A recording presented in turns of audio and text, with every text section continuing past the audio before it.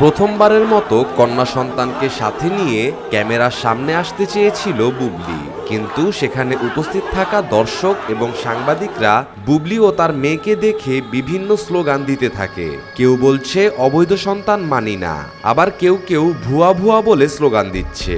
এগুলো শুনে ভয় পেয়ে যায় বুবলি। তিনি বলেন, এগুলো হচ্ছে সো পার্সোনাল।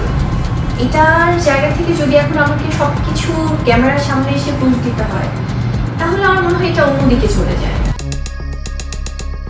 বুবলি সবাইকে উদ্দেশ্য করে বলে, আপনারা আমার সাথে কেন এমন আচরণ করছেন? তখন এক সাংবাদিক বুবলিকে বলে, শাকিব খান আপনার মেয়ের সাথে ডিএনএ পরীক্ষা করেছে এবং সেই ডিএনএ রিপোর্টে এসেছে এই সন্তানটি শাকিবের না, অন্য কারো। এগুলো শুনে বুবলি বলেন,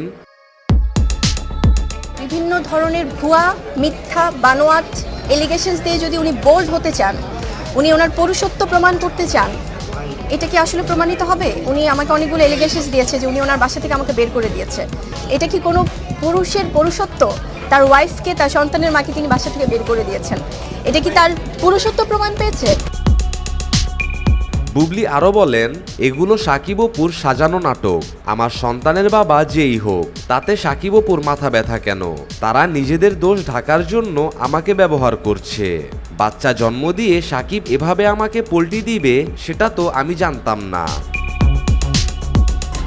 তখন তো আশেপাশে কোনো কিছু আমি দেখিনি, আর দেখলেও তো আমার প্রশ্নই ওঠে না সেই জায়গাটাতে যাওয়ার। এখন হয়তো বা অনেকেই শাক দিয়ে মাছ ঢাকার জন্য হয়তো অনেকেই আগে থেকে বলে না যে ঠাকুর ঘরে কে রে, আমি তো বলা খাইনি। হয়তো তাদের জায়গা থেকে অনেকে ভাবছে যে নিজে থেকে কোনো অভিযোগ করলে হয়তো বা তাদের জায়গাটা ক্লিয়ার হয়ে যাবে।